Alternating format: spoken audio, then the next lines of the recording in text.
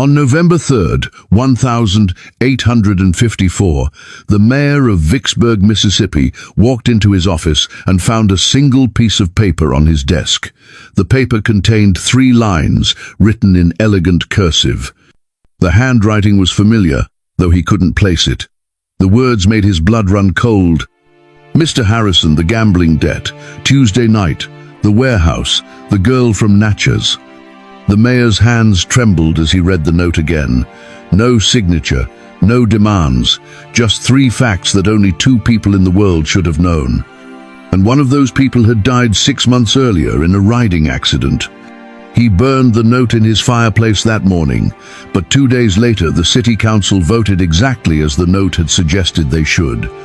A zoning change that made no sense to anyone except the mayor, who understood that he had no choice. Someone knew. Someone was watching. Someone had power over him that should have been impossible. This wasn't the first such note, and it wouldn't be the last.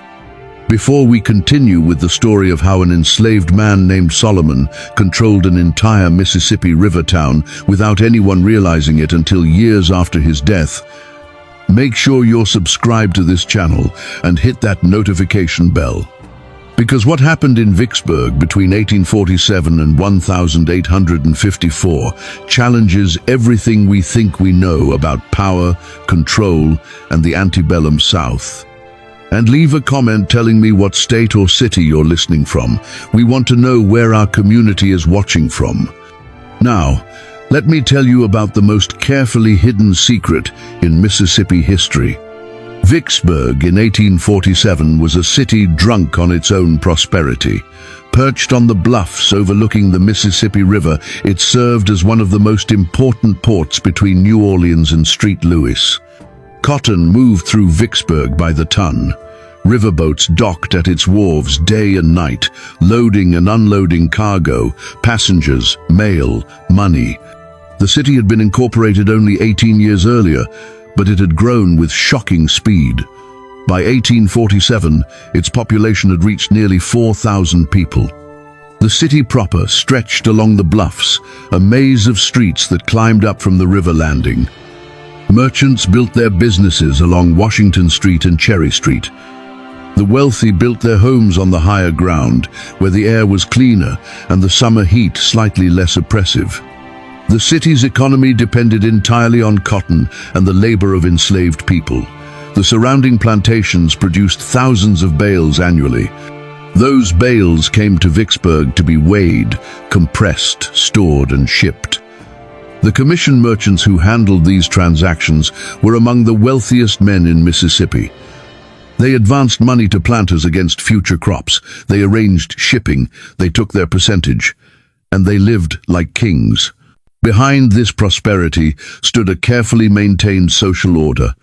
White men controlled everything through a network of formal and informal power structures. The city council, the commercial exchanges, the banks, the courts, all operated according to rules designed to keep power concentrated in the hands of a small group of families. The Balfours, the Kleins, the McRavens, the Speaks. These names appeared on every important document, every deed, every business charter. And supporting this entire structure, invisible and essential, were nearly 2,000 enslaved people. They worked as domestic servants, as dock workers, as craftsmen, as laborers. They built the buildings, cooked the food, cleaned the houses, raised the children, did the back-breaking work that made the city function. They were everywhere and nowhere, present but not acknowledged, essential but not valued. The law defined them as property. City ordinances controlled their movement. They needed written passes to travel after dark. They were forbidden to gather in groups. They were prohibited from learning to read or write. The entire legal structure existed to keep them powerless, to prevent any possibility of organized resistance or collective action. But power is a strange thing. It doesn't always flow through the channels we create for it. Sometimes it finds other routes, hidden pathways that exist beneath the surface of formal structures. And in Vicksburg, Mississippi, in the years between 1847 and 1854, Power flowed through the hands of a man who legally had none. His name was Solomon. The first recorded mention of Solomon appears in a property transfer document dated April 12, 1847. A merchant named Richard Caldwell purchased him from a plantation in Natchez for the substantial sum of $1,400. The bill of sale describes Solomon as approximately 35 years old, of medium height and build, with no distinguishing marks or characteristics. The seller noted that Solomon had been trained as a house servant and possessed skills in bookkeeping and correspondence. This last detail was unusual. Enslaved people were prohibited by law from being taught to read and write. The fact that Solomon possessed these skills suggested either that he had been taught before such education became illegal, or that he had learned in secret despite the prohibition. The bill of sale offered no explanation. Richard Caldwell was a cotton factor, a middleman who handled transactions between plantation owners and buyers. His business required meticulous record-keeping. He needed to track hundreds of transactions simultaneously, maintain accurate accounts, correspond with clients across multiple states. This kind of work required someone with education, with numerical facility, with the ability to manage complex information. Caldwell was 52 years old in 1847, a widower with no children. He'd built his business over 20 years through careful attention to detail and absolute discretion. Planters trusted him because he kept their affairs private. Buyers trusted him because his records were accurate. His reputation was his most valuable asset. When Caldwell purchased Solomon, he was looking for someone to help manage his increasingly complex business. The expense was justified, he wrote in a letter to his brother, because a trained servant capable of managing accounts will save me hours of labor daily and allow me to expand my operations considerably. Solomon arrived in Vicksburg on a steamboat from Natchez on a Thursday afternoon. Caldwell met him at the landing personally, a courtesy he rarely extended. Several people who were present that day would later remember the moment, though at the time it seemed unremarkable. Solomon walked down the gangplank carrying a small trunk. He was dressed neatly but simply in dark trousers and a white shirt. His posture was upright but not proud. His expression was neutral, carefully blank. He looked directly at Caldwell and nodded once, a gesture that acknowledged his new owner without suggesting any emotion about the transaction. "You'll work in my office," Caldwell said. "You'll manage my correspondence and accounts. You'll maintain confidentiality about all business matters. Do you understand?" "Yes, sir," Solomon replied. His voice was quiet, cultured. His English was perfect, without the dialect that characterized most enslaved people's speech in Mississippi. This immediately marked him as unusual. Caldwell led him to a small house on Mulberry Street, where the office occupied the first floor and living quarters were on the second. Solomon was given a room at the back of the first floor, adjacent to the office itself. The room was small but adequate, furnished with a bed, a chair, a small table, a wash basin. A window overlooked an alley. "You'll begin tomorrow morning," Caldwell said. "I'll show you the account books and explain my system. Your work will be entirely confidential. You'll speak to no one about what you see or hear in this office. Is that clear?" "Yes, sir." Solomon's first weeks in Vicksburg passed quietly.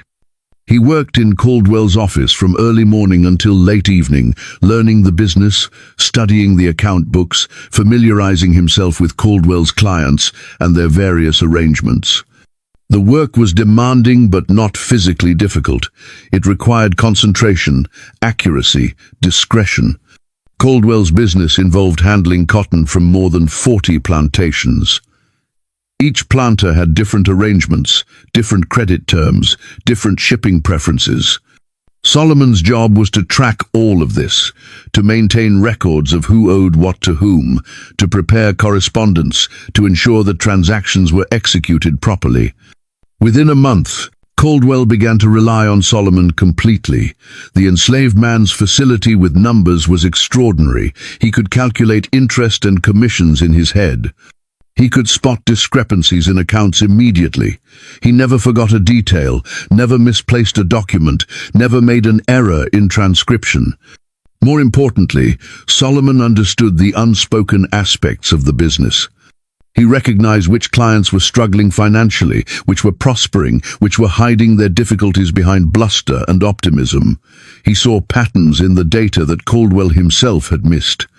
"You have a gift for this work," Caldwell told him one evening in June. They were working late, preparing documents for a complex transaction. "I've employed clerks before, white men with education, and none possessed your facility." Solomon said nothing. He simply continued his work. But Caldwell's observation was accurate. Solomon did have a gift, though it wasn't the gift Caldwell thought. Solomon's true skill wasn't in managing numbers, it was in managing information.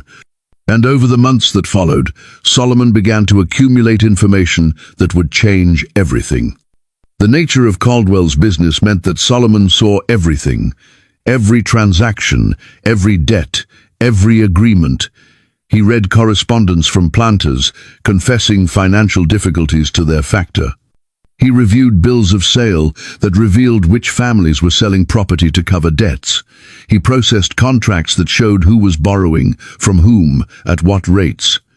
This information was supposed to remain confidential. Caldwell's reputation depended on discretion.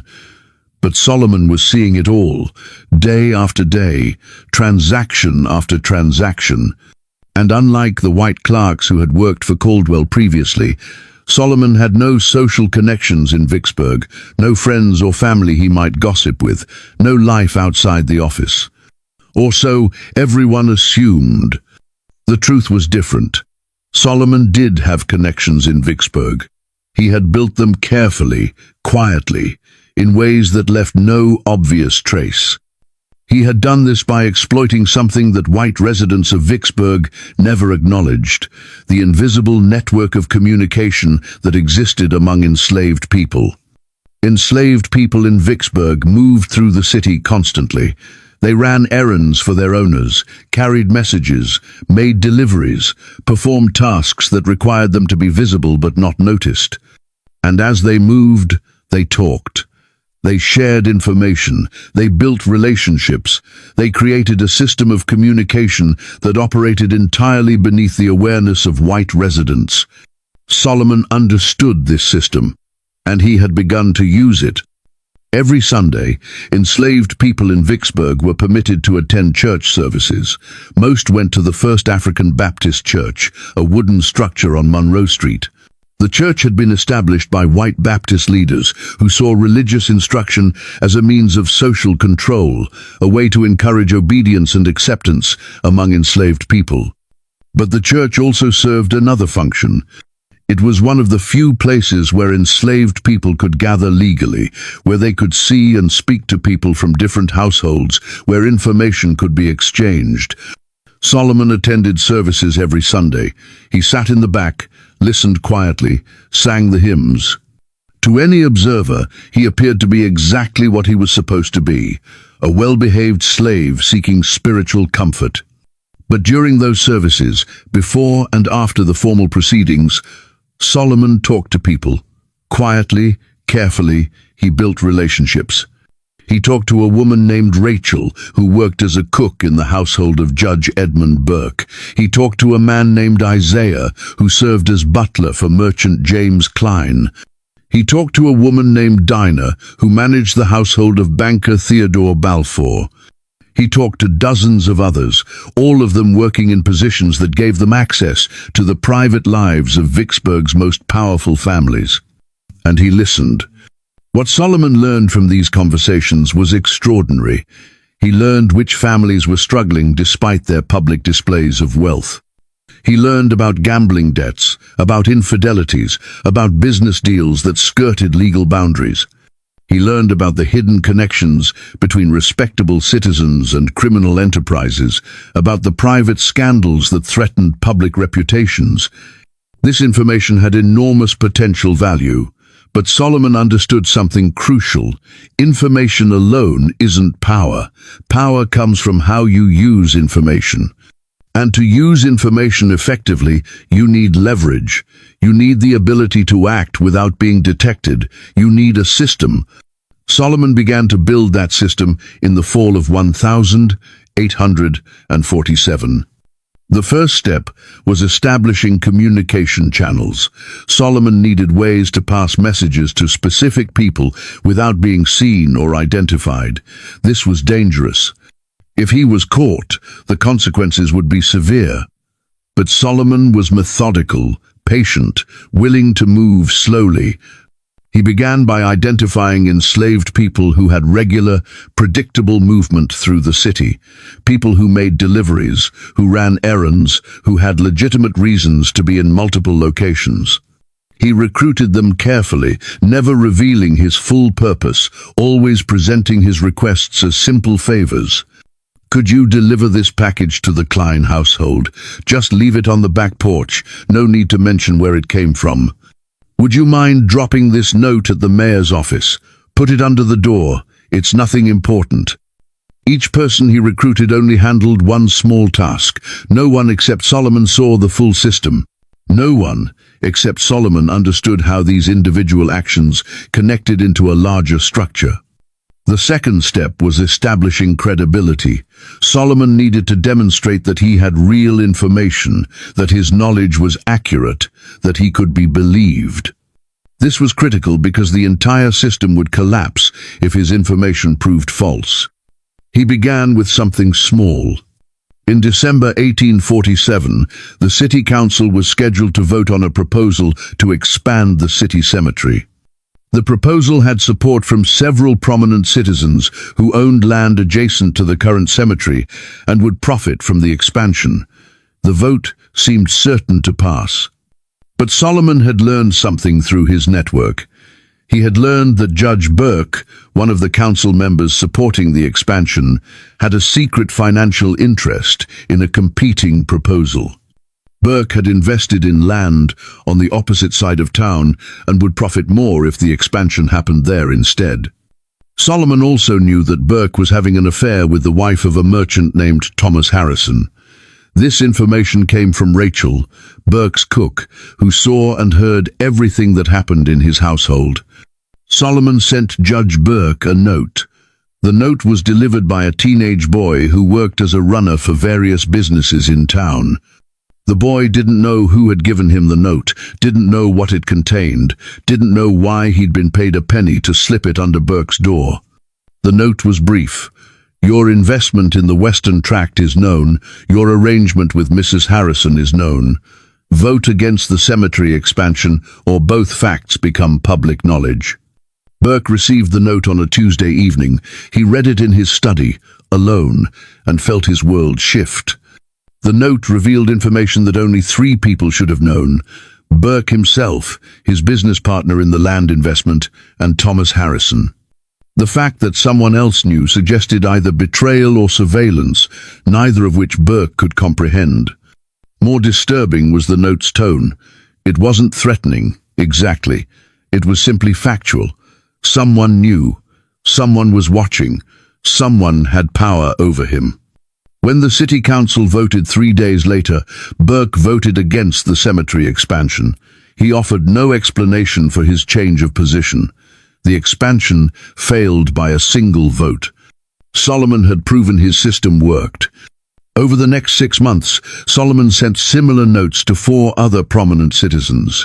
Each note revealed information that should have been private. Each note included a suggestion about a specific action the recipient should take. Each recipient complied. A bank president voted to approve a loan that benefited a business owned by an enslaved person's relatives. A merchant agreed to hire a free black craftsman despite community pressure not to. A judge dismissed charges against an enslaved man accused of theft. A plantation owner agreed to purchase a specific enslaved family, keeping them together rather than selling them separately. None of these actions was dramatic. None drew significant attention. But collectively, they represented something unprecedented, an enslaved person exercising real power over white citizens, shaping decisions that affected the community operating a system of control that existed entirely in shadow.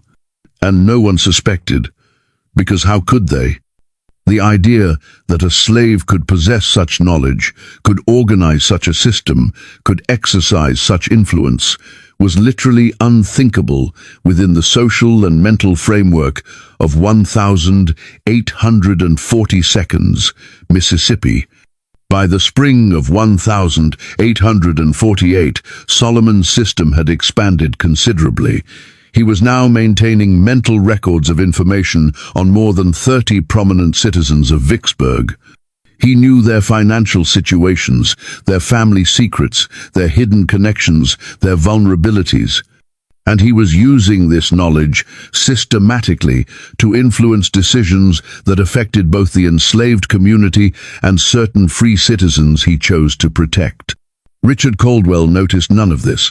To him, Solomon remained exactly what he appeared to be, an excellent clerk, efficient and trustworthy, whose work allowed Caldwell to expand his business significantly.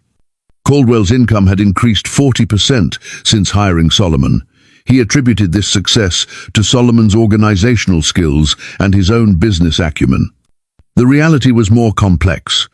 Solomon had been carefully steering certain transactions in directions that benefited Caldwell, while simultaneously serving Solomon's larger purposes.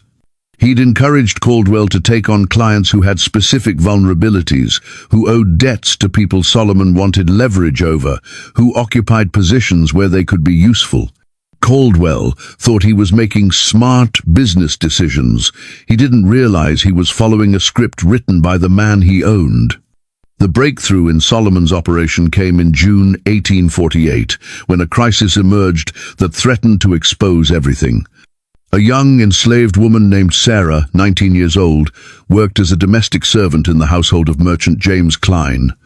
Sarah had been born on Klein's plantation outside Vicksburg and brought to the city when she was 16. She was quiet, efficient, and by all accounts gave her owner no trouble.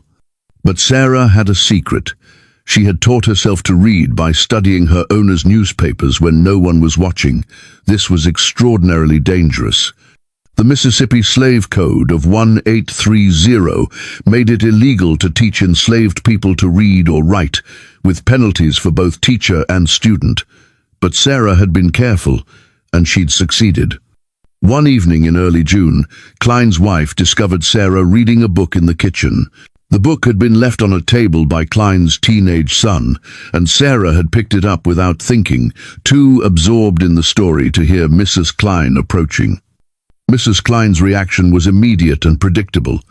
She called for her husband, who came downstairs and saw Sarah still holding the book. Klein was furious. Not just because Sarah could read, which was illegal, but because her ability to read meant she'd been deceiving him, had been exposed to ideas and information that might make her dangerous. "How long has this been going on?" Klein demanded. Sarah said nothing. "How did you learn? Who taught you?" Still silence. Klein struck her across the face, hard enough to knock her to the floor. "Answer me." Sarah looked up at him, blood trickling from her split lip, and made a decision that would change everything. "I taught myself," she said quietly, "and I know what you wrote in the letter to Mr. Balfour, about the cotton shipment, about the money that went missing." Klein went very still. The letter Sarah referenced had been written 2 weeks earlier. It contained information about a business arrangement that Klein and banker Theodore Balfour had made, an arrangement that involved falsifying records to hide certain financial transactions. If that information became public, both men would face serious consequences. "What did you say?" Klein's voice was barely above a whisper. "I read the letter before you sent it," Sarah said. Her voice was steady despite her fear. "I know what it said. I know what you did." This was Solomon's doing, though Klein didn't know it. Solomon had learned about the letter from Isaiah, who worked as Balfour's butler, and had seen correspondence discussing the arrangement. Solomon had then passed information to Sarah through their mutual connection at church, telling her exactly what to say if she was ever discovered reading. It was a calculated risk. Sarah would face punishment for reading, but she might avoid the worst consequences if Klein feared exposure more than he valued discipline. Klein stood frozen, his mind racing. If Sarah had read the letter, she had information that could destroy him, but she was his property. He could beat her, sell her, even kill her with minimal legal consequence. The only risk was that she might have told someone else what she knew. "Who else knows about this letter?" he asked. "No one," Sarah lied. "But if something happens to me, the information will reach Judge Burke by morning." This was pure bluff. Sarah had no way to ensure such a message reached anyone, but Klein didn't know that. And the mention of Judge Burke, a man known for his rigid interpretation of commercial law, made the threat credible. Klein made his decision. "Go to your quarters, stay there. Don't speak to anyone about this. We'll discuss your situation tomorrow." Sarah obeyed. She went to the small room she occupied in the back of the Klein house, and she waited. She didn't know if Klein would honor his implied promise, or if he would simply have her beaten and sold away. She only knew that she'd played the card Solomon had given her. The next morning, Klein visited Solomon's network through an indirect route. He spoke to his business partner, who spoke to a mutual acquaintance, who eventually brought the question to someone who had connections to the enslaved community. The question was simple. Was there a way to send a message to someone who might be passing information about business matters? The answer came back through the same indirect route. Leave a written message in a specific location. It will reach the appropriate person. Klein followed these instructions. He left a note in the designated spot, a hollow in a tree near the riverfront. The note read, "I need assurance that certain information will remain confidential. What can be arranged?" Solomon received the note within hours. He read it carefully, understanding immediately what had happened. Sarah had used the information he'd provided, and Klein had responded exactly as Solomon had hoped. Klein was now engaged with the system, seeking to negotiate rather than to punish. Solomon composed a response. He wrote it in his careful script, deliberately distinct from any handwriting Klein might recognize. "Miss Sarah will not be punished or sold. She will be permitted to remain in your household with her current duties. In return, the information she possesses will remain private. Future arrangements can be discussed if necessary." Klein received this response and felt a mixture of relief and frustration. Someone was negotiating on behalf of an enslaved woman, treating her as though she had rights, as though she were a person capable of making agreements. It violated every social convention Klein understood, but it also solved his immediate problem. Sarah remained in the Klein household. She continued her work, now with the added knowledge that she had successfully threatened her owner and survived. And Klein joined the growing list of prominent citizens who were, without fully realizing it, taking instructions from a man who legally had no power at all. But Solomon's system was about to face its most serious test. The problem emerged in August 1848, when a cotton broker named William Marsh arrived in Vicksburg from New Orleans. Marsh was conducting an audit of several commission merchants' accounts, looking for discrepancies that might indicate fraud or embezzlement. It was routine business, the kind of examination that happened periodically to maintain confidence in the cotton trade. Richard Caldwell's accounts were among those selected for review. This should have been unremarkable. Caldwell's records were meticulous, and he had nothing to hide. But Solomon recognized immediately that the audit posed a different kind of threat. If someone examined Caldwell's accounts closely enough, they might notice patterns that Solomon had created. Transactions that had been steered in specific directions, clients who had been selected for particular reasons, arrangements that made sense commercially but also served Solomon's purposes. The patterns were subtle. Solomon had been careful, but they existed, and a trained observer might see them. More concerning, Marsh's visit would require Solomon to provide access to all of Caldwell's records. Marsh would spend days in the office, reviewing ledgers, asking questions, examining documents. He would see everything Solomon had been seeing. He might recognize things Solomon didn't want recognized. Solomon considered his options. He could try to hide certain records, but that would raise suspicions. He could alter documents, but that was risky and might be detected. Or he could do something more dramatic. He chose the latter. Solomon had learned something about William Marsh through his network. Marsh was married, had 3 children, and lived in a comfortable home in New Orleans. He was also deeply in debt due to gambling losses. These debts were known to his creditors but hidden from his employers and from his wife. If the debts became public, Marsh would lose his position and possibly his family. Solomon arranged for Marsh to receive a visitor on his second day in Vicksburg. The visitor was a free black man named Benjamin, who worked as a porter and ran errands for various businesses. Benjamin approached Marsh at his hotel and handed him a sealed envelope. "What's this?" Marsh asked, confused. "A gentleman asked me to deliver it, sir," Benjamin replied. "No name given." Marsh opened the envelope and found a single sheet of paper. The paper contained a detailed accounting of his gambling debts, including amounts, creditors, and dates. At the bottom was a brief message. "Your audit of Caldwell's accounts will find nothing irregular. Your report will indicate that all records are accurate and properly maintained. If you follow these instructions, your debts remain private." Marsh felt the blood drain from his face. Someone knew. Someone who had no business knowing. Someone who was watching him, tracking his financial situation, who had power over his future.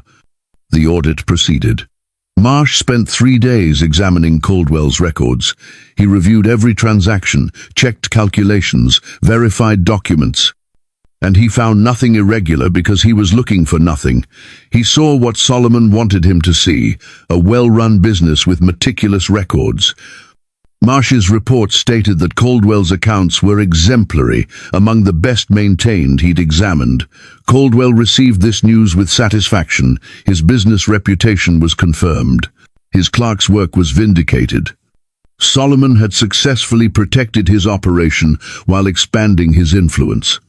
Marsh returned to New Orleans, carrying the knowledge that someone in Vicksburg possessed information about him, someone who could destroy him with a single revelation. He would be useful in the future if Solomon needed someone in New Orleans. But Solomon's success had created a new problem. The system was growing too large. Too many people were receiving notes, following instructions, making decisions based on information that shouldn't exist. Sooner or later, someone would notice the pattern. Someone would start asking questions. That someone was a lawyer named Robert Sinclair. Sinclair was 38 years old, Harvard-educated, and relatively new to Vicksburg. He'd arrived from Virginia 3 years earlier, seeking opportunities in Mississippi's booming economy. He'd established a successful practice handling contracts, property disputes, and estate matters for the city's merchant class. Sinclair was intelligent, observant, and skeptical. He didn't accept things at face value. When he noticed something unusual, he investigated. In September 1848, Sinclair noticed something very unusual. 3 of his clients had recently made decisions that contradicted their stated interests and known inclinations. Judge Burke had voted against a profitable land deal. James Klein had suddenly become cooperative about a contract dispute he'd been fighting aggressively. Theodore Balfour had approved a loan that appeared to violate the bank's standard lending criteria. Individually, these decisions might have been explained by changing circumstances or personal whims, but together they suggested a pattern, and Sinclair had been trained to recognize patterns. He began making inquiries, careful, informal questions posed to clients over dinner or in casual conversation. He asked Burke why he'd changed his position on the cemetery expansion. Burke deflected, offering vague explanations about reconsidering the public interest. Sinclair asked Klein about the contract dispute. Klein became defensive, insisting his decision had been purely commercial. Sinclair recognized the signs of people hiding something. He continued investigating, expanding his inquiries, speaking to more people. And gradually, a picture emerged. Multiple prominent citizens had recently made decisions that seemed out of character, all within the past year, all without clear explanation. This suggested coordination, but coordination implied organization, and organization implied leadership. Someone was influencing these decisions. Someone had leverage over multiple prominent citizens simultaneously. But who and how? Sinclair approached the problem methodically. He created a list of everyone who had made unusual decisions. He noted the approximate timing. He looked for connections between the individuals. What he found was disturbing. The people on his list had nothing obvious in common. Different businesses, different social circles, different interests. The only connection was that they'd all done something unexpected in the past 18 months. Unless there was another connection Sinclair wasn't seeing. He broadened his investigation. He examined public records, looking for patterns in city council votes, business transactions, legal proceedings. He found more anomalies. Small decisions that seemed inconsistent with the decision-makers' known positions, cases that were dismissed unexpectedly, contracts that were approved despite obvious problems. The pattern was unmistakable once Sinclair knew to look for it. Someone was exercising influence over Vicksburg's power structure. Someone had information they were using to control decisions. Someone was operating a sophisticated system of manipulation that had been invisible until now. Sinclair drafted a letter to Judge Burke requesting a private meeting. He didn't explain his purpose, but his tone made clear that the matter was serious.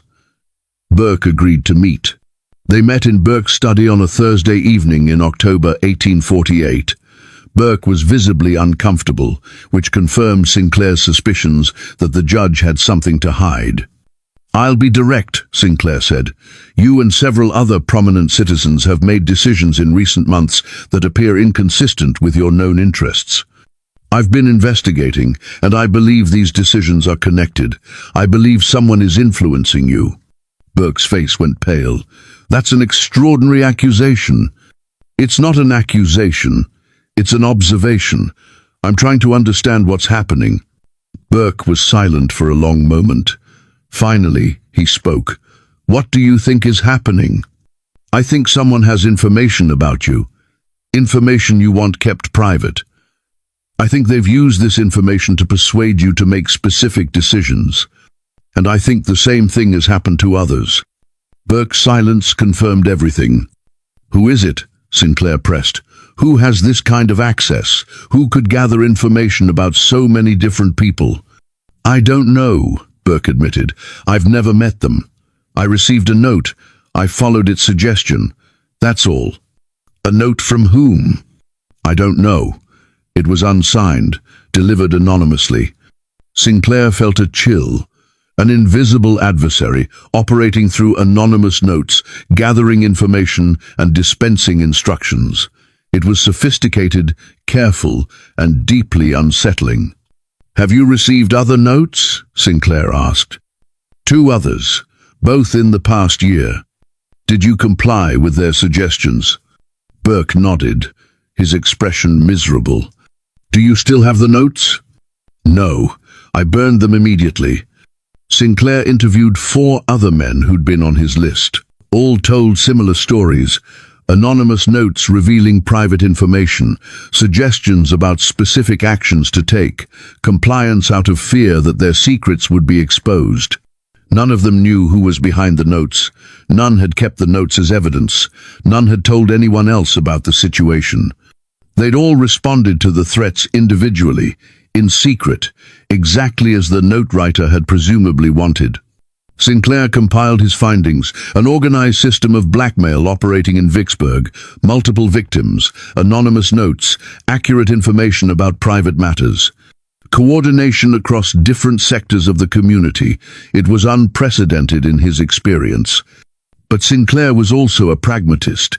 He recognized that exposing this system would require his clients to admit their secrets publicly. The scandal would damage everyone involved. Burke's affair would become public.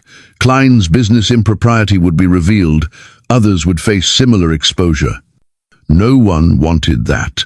And without victims willing to testify, there was no case to prosecute. Sinclair made a decision. He would investigate privately, trying to identify the person behind the system, but he would not involve the authorities unless absolutely necessary. His investigation led him to several dead ends. The notes were delivered by different people, none of whom knew who had hired them. The information in the notes came from sources no one could identify. The system left no obvious traces. But Sinclair was persistent. He began examining who had access to the kind of information the notes revealed. Business dealings, family secrets, private arrangements. This information existed somewhere, recorded in documents, discussed in private conversations, known to specific individuals. Gradually, Sinclair narrowed his focus. Commission merchants had broad access to financial information. Domestic servants had access to family secrets. Lawyers saw confidential matters. Bankers knew about debts and loans. The person behind the system had to be someone with access to multiple information sources.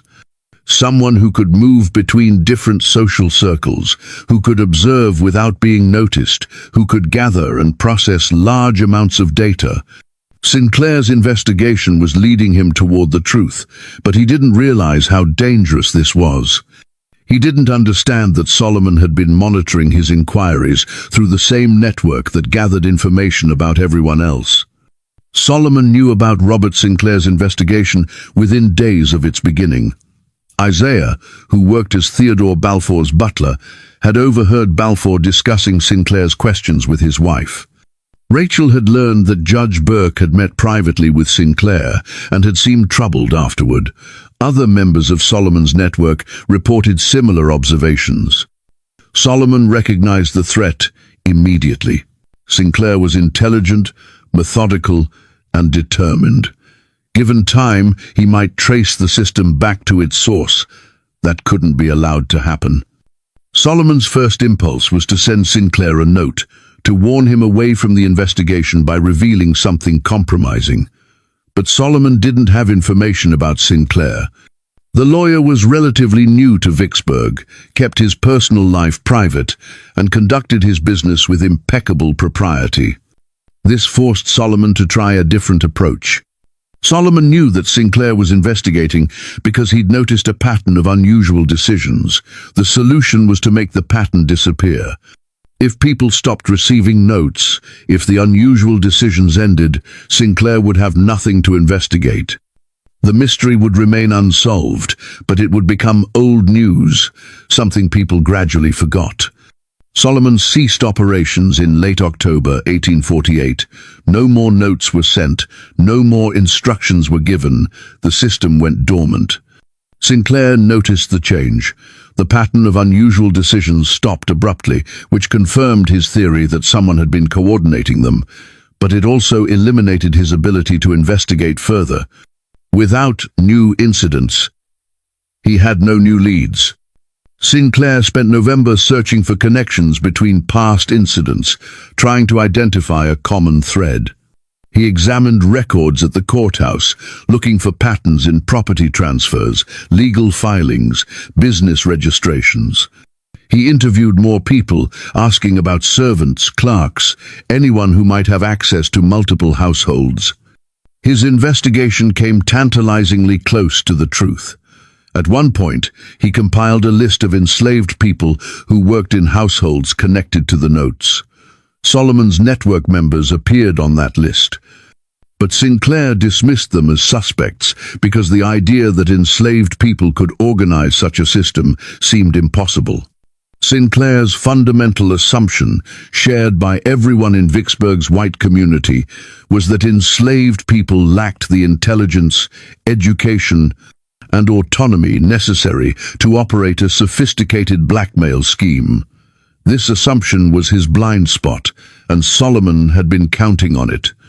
By December, Sinclair's investigation had stalled completely. He drafted a confidential memorandum summarizing his findings, but acknowledged that he'd failed to identify the perpetrator. The memorandum was filed in his private papers and not shared publicly. Solomon had won, his system remained hidden, his identity remained secret, and he could resume operations when the situation stabilized. But something unexpected happened. Richard Caldwell died. Caldwell suffered a stroke on the morning of December 14th, 1848. He'd been working in his office, reviewing accounts, when he suddenly collapsed. Solomon found him on the floor, unconscious, barely breathing. Solomon called for help, and a doctor was summoned, but there was nothing to be done. Caldwell died 3 hours later without regaining consciousness. He was 53 years old. Caldwell's death created an immediate crisis for Solomon. Under Mississippi law, an enslaved person was property that passed to heirs according to the deceased owner's will. Caldwell had no children, no close family. His will, drafted 5 years earlier, left his property to a cousin in Tennessee. This meant Solomon would be sold to settle Caldwell's estate. The estate administrator was a lawyer named Charles Morton.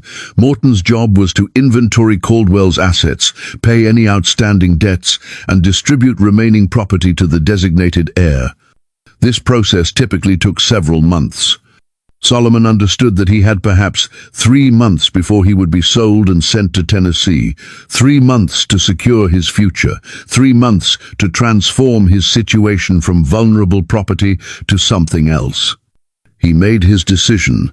He would buy his own freedom. This was theoretically possible under Mississippi law. Enslaved people could be manumitted through legal documents if the owner agreed and certain conditions were met. But it required money, significant money, which Solomon didn't have. Or did he?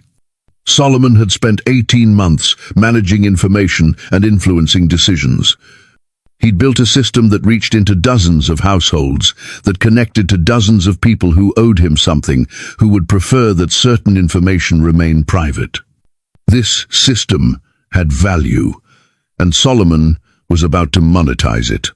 He began with James Klein. Solomon sent Klein a note through the usual channel. The note explained that Solomon would soon be sold unless he could purchase his freedom. The price would be $1,400, the same amount Caldwell had paid for him. Solomon was offering Klein an opportunity to contribute $200 toward this amount. In return, all information Solomon possessed about Klein's business dealings would be permanently forgotten. Klein received the note with a mixture of relief and resentment. He was being extorted, clearly, but he was also being offered a solution. If he paid $200, his secrets would remain safe. More importantly, the mysterious system that had been manipulating him would disappear. Klein paid. Solomon sent similar notes to 6 other men: Judge Burke, Theodore Balfour, William Marsh in New Orleans, and 3 others who had received notes in the past. Each was offered the same bargain: contribute money towards Solomon's freedom, and all compromising information would be permanently destroyed. All 6 paid. Some resentfully, some with relief, but all recognized that $200 was a bargain compared to the damage that exposure would cause. Within 3 weeks, Solomon had collected $1,400.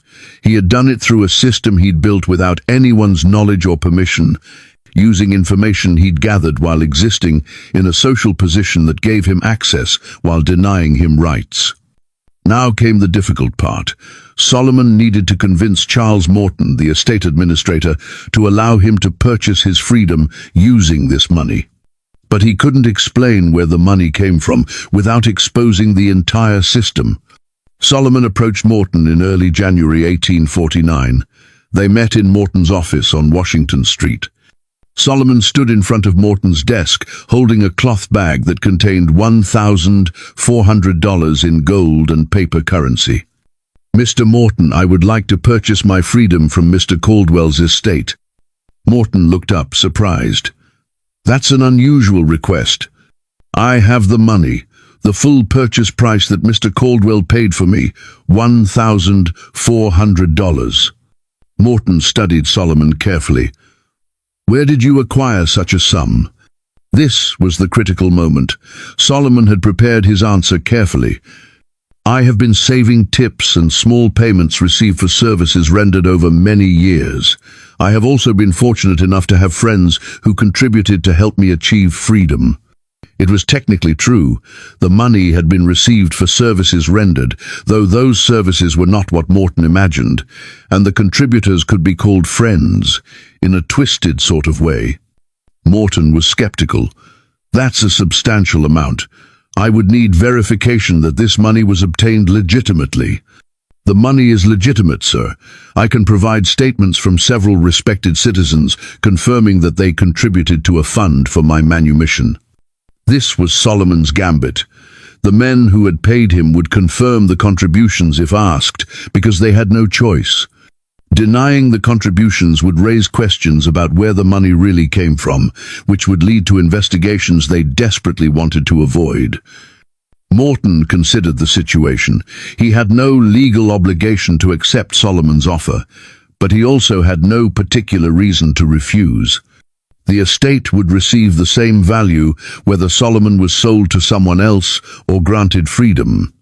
And there was something appealing about an enslaved person purchasing his own freedom, a narrative of self-improvement that fit prevailing ideas about deserving individuals. I'll need to verify your claims. If the money is legitimate and can be properly documented, I see no reason to prevent the transaction. Morton contacted 3 of the men Solomon had named as contributors. Each confirmed that they had donated money to help Solomon purchase his freedom. They described it as an act of Christian charity, helping a deserving servant achieve liberty. None mentioned the notes. None mentioned blackmail. They simply confirmed the story Solomon had provided. Morton approved the transaction. On January 28, 1849, Solomon became legally free. The manumission document was filed at the county courthouse, establishing his status as a free person of color. Solomon's first act as a free man was to burn every note he'd kept, every record of the information he'd gathered, every piece of evidence that could connect him to the system he'd operated. He destroyed everything except his own memories. His second act was to disappear. Freedom for a person of color in Mississippi in 1849 was precarious. Free blacks were required to register with local authorities, to carry papers proving their status, to follow numerous restrictions on their movement and activities. Solomon understood that remaining in Vicksburg would be dangerous. Too many people suspected his role in what had happened. Too many would prefer he didn't remain as a potential witness or threat. Solomon left Vicksburg on February 3, 1849. He took a steamboat north, traveling up the Mississippi River towards St. Louis. He carried his manumission papers, a small amount of money he'd saved from Richard Caldwell's estate, and nothing else. He never returned to Mississippi. The departure of Solomon created confusion and speculation in Vicksburg. The men who had contributed to his manumission fund were troubled. They'd paid to make him go away, but they weren't certain he'd actually destroyed the information he possessed. What if copies existed? What if Solomon decided to use his knowledge even after leaving? These fears haunted them for years. Judge Burke became increasingly paranoid, seeing threats in every unexpected letter, every unusual visitor. James Klein's business declined as he became distracted by worry. Theodore Balfour suffered from insomnia and nervousness. But no exposure came. No scandal erupted. Solomon kept his word. The information he'd possessed died with his departure. Or so everyone believed. Robert Sinclair learned about Solomon's manumission through courthouse records. He saw the transaction, noted the unusual circumstances, and immediately recognized the significance. An enslaved clerk working for a commission merchant, suddenly purchasing freedom with money donated by prominent citizens who had been among those making unusual decisions. Sinclair finally understood. The person behind the notes had been Solomon, an enslaved man with access to financial information, with intelligence to recognize patterns, with the audacity to build a system of control that operated invisibly beneath the white power structure. Sinclair was simultaneously impressed and horrified, impressed by the sophistication of Solomon's operation, horrified by the implications. If one enslaved person could accomplish this, what did that suggest about the assumptions underpinning the entire system of slavery? Sinclair confronted James Klein with his conclusion. Klein, after initial denials, eventually admitted the truth. Solomon had been sending the notes. Solomon had possessed information about Klein's business dealings. Solomon had used that information to influence Klein's decisions. "Why didn't you expose him?" Sinclair asked. "Because exposure would have revealed what he knew about me," Klein replied bitterly, "and because the idea that a slave could manipulate me was too humiliating to acknowledge. I paid him to go away. We all did, and good riddance." Sinclair spoke to the other men who had contributed to Solomon's manumission. All told similar stories. All confirmed that Solomon had been behind the mysterious notes. All insisted they'd been victims of blackmail. But Sinclair saw something else in their reactions. Fear, yes, resentment certainly, but also a kind of respect. Solomon had outmaneuvered them all. He'd built a system that gave him power in a society designed to keep him powerless. He'd achieved freedom through intelligence and careful planning. He'd beaten them. Sinclair documented everything in a private memorandum dated March 15th, 1849. The memorandum detailed Solomon's system, identified his victims, explained how the operation had worked. Sinclair intended this document to serve as a warning about the dangers of complacency, the importance of vigilance against subversion. But he never published it, because to publish would have been to expose the men Solomon had blackmailed, to reveal their secrets, to demonstrate that enslaved people were capable of sophisticated resistance. None of these outcomes seemed desirable. The memorandum was filed with Sinclair's private papers and forgotten. Solomon's story should have ended with his departure from Vicksburg, but the truth is more complex and more troubling. Solomon did travel to Street Louis, as he'd told people he would, but he didn't remain there. Within 6 months, he'd moved to Cincinnati, Ohio, a city with a significant free black community and connections to the Underground Railroad. In Cincinnati, Solomon took a new name, Samuel Freeman. He found work as a bookkeeper for a shipping company owned by a Quaker merchant who asked no questions about his past. He lived quietly, attended church regularly, and gradually built a new life. But Solomon, now Samuel, didn't abandon the skills he'd developed in Vicksburg. He continued to gather information, to observe patterns, to build networks. The difference was that now he used these skills for a different purpose. Samuel Freeman became involved with the Underground Railroad. His ability to manage complex information, to coordinate multiple people without being detected, to communicate secretly, all the skills he'd developed while enslaved, proved invaluable in helping others escape slavery. Between 1850 and 1855, Samuel helped at least 40 people reach freedom. He managed safe houses, coordinated transportation, handled communications. He never took credit publicly, never drew attention to himself. He simply did the work, using the same careful methods that had served him in Mississippi. This information comes from letters discovered in 2003 inches, the attic of a house in Cincinnati.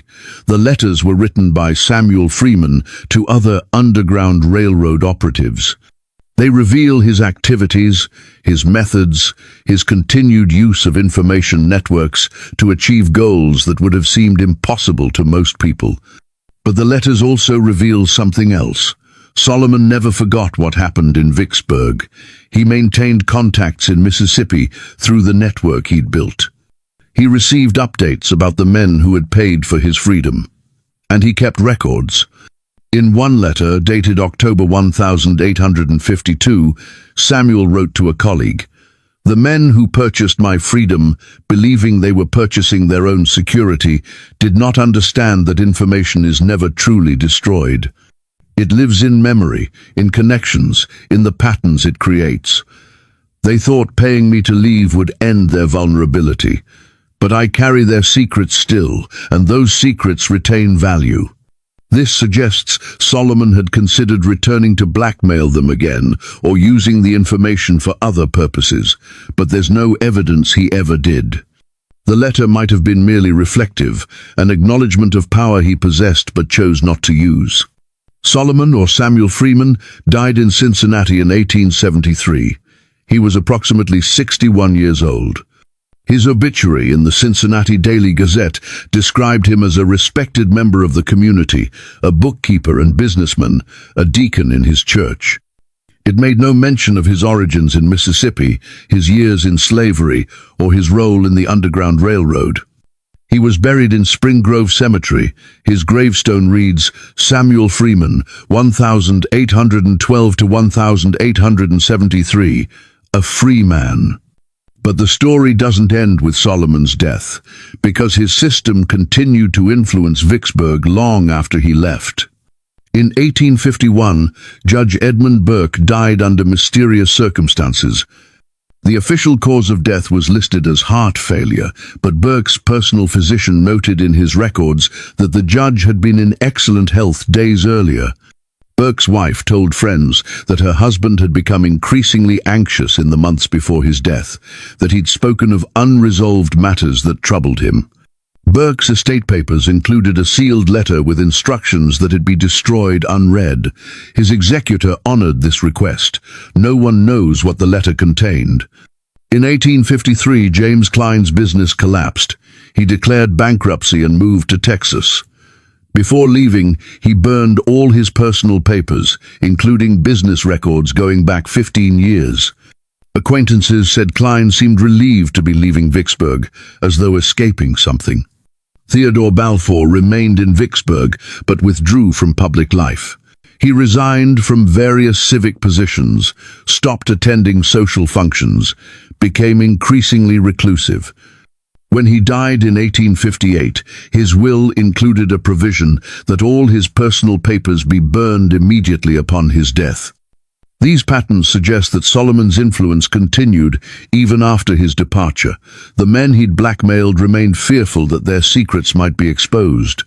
They lived with constant anxiety, never certain whether Solomon had truly destroyed his records, whether he might return, whether someone else might discover what he knew. This fear shaped their decisions for years. They became cautious, withdrawn, unwilling to take risks. In a very real sense, Solomon continued to control them even from Ohio. The full story of Solomon's operation in Vicksburg remained hidden for more than 150 years. Robert Sinclair's 1849 memorandum wasn't discovered until 1954, when his descendant donated his papers to the Mississippi Department of Archives and History. Even then, the memorandum received little attention. It was filed among thousands of other documents, a curiosity from the Antebellum period. The letters from Samuel Freeman weren't discovered until 2003.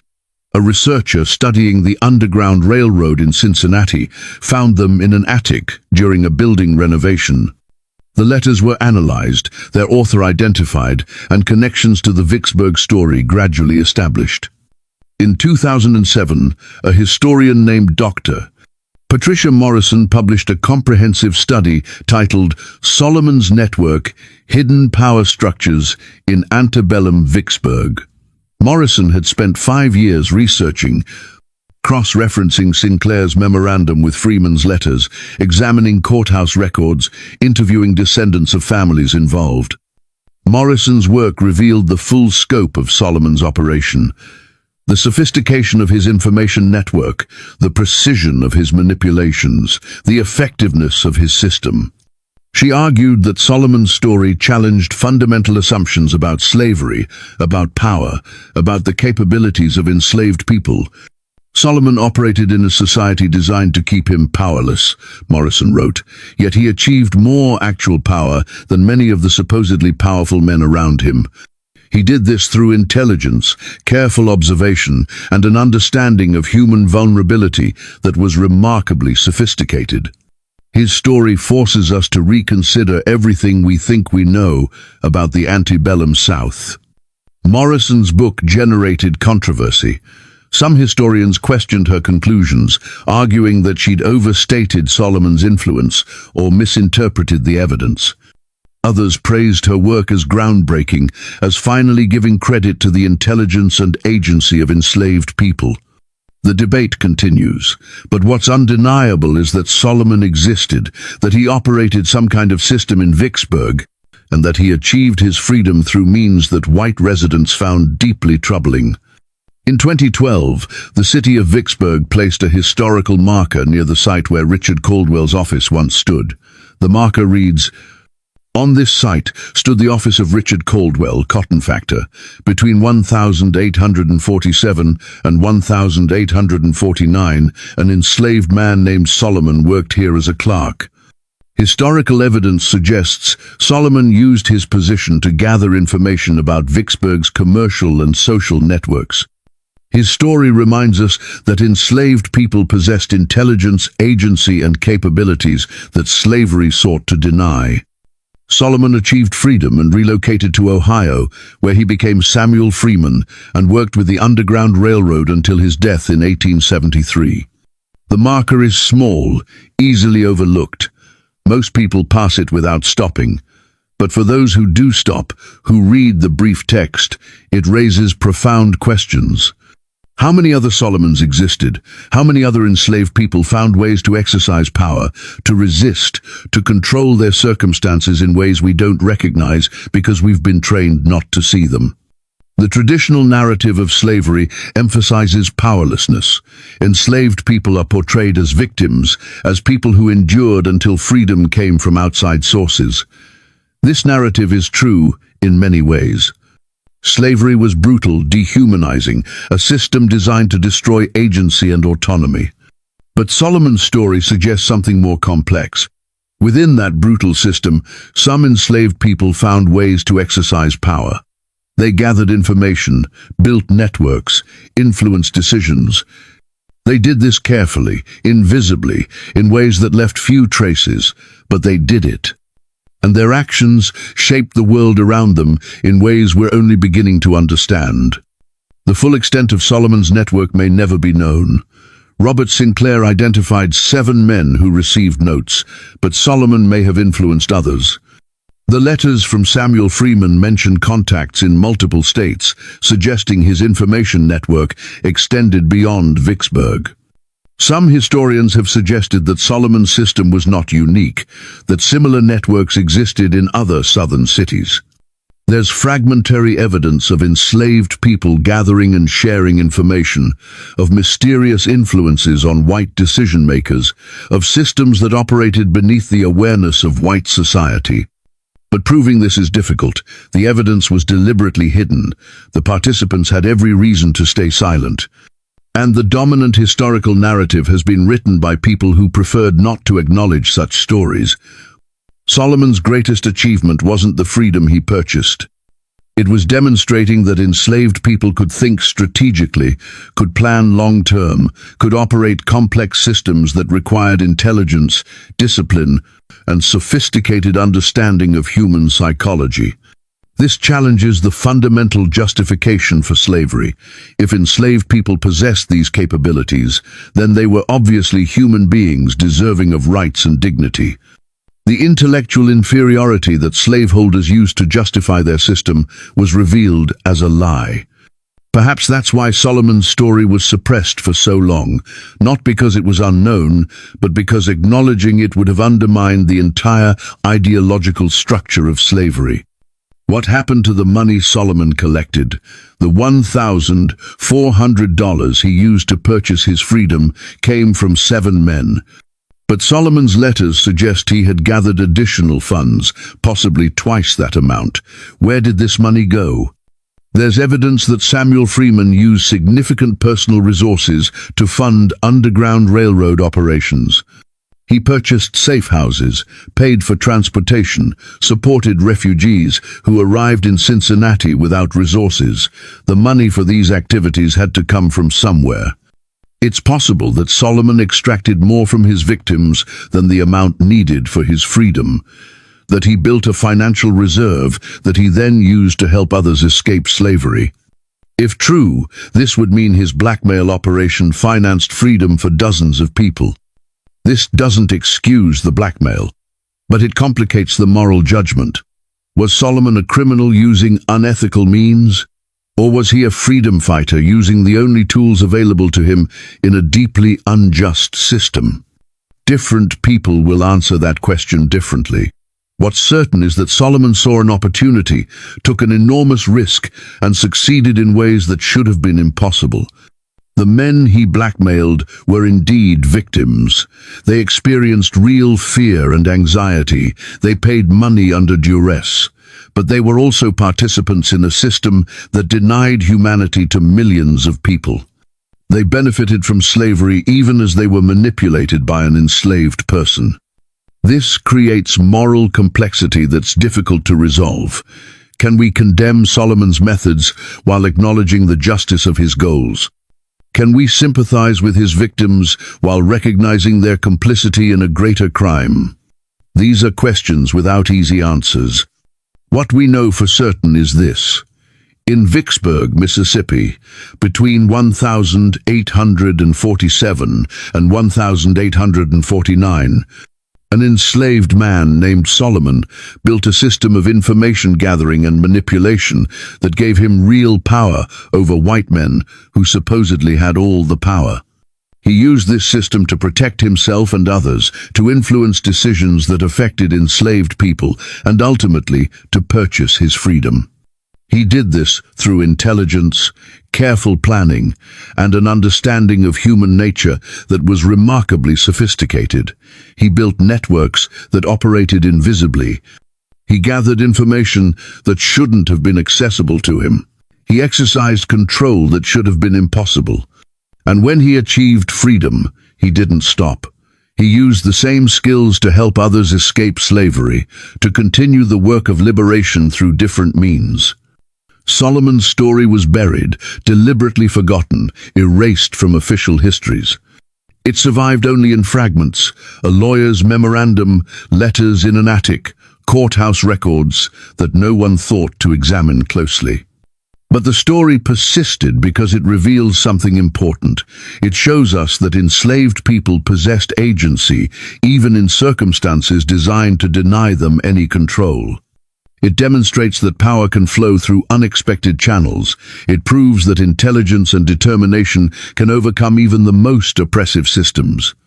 The historical marker in Vicksburg asks visitors to remember Solomon. But perhaps what we should really remember is what Solomon represents. The countless enslaved people who resisted in ways we don't recognize, who built systems we can't see, who exercised power we've been trained not to acknowledge.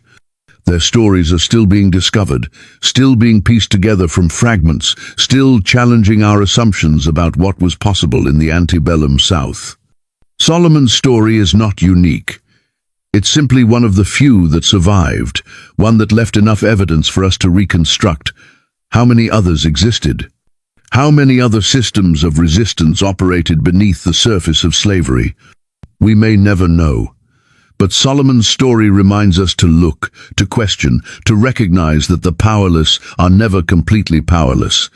They find ways, they create opportunities, they resist, and sometimes, against all odds, they win. What do you think about Solomon's story? Was he a criminal who used blackmail and extortion, or was he a freedom fighter using the only weapons available in an unjust system? Do you think there were other Solomons in other southern towns operating similar networks that we've never discovered? Leave your thoughts in the comments below. This is exactly the kind of story that needs to be discussed, debated, and remembered. If this story challenged your understanding of slavery and resistance, hit that like button. Share this video with someone who appreciates complex historical narratives. And subscribe to our channel for more stories about the hidden histories that textbooks don't tell.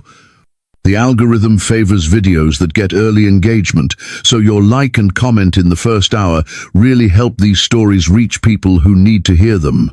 See you in the next video, where we'll continue exploring the dark corners of American history where impossible things happened and forbidden stories wait to be told.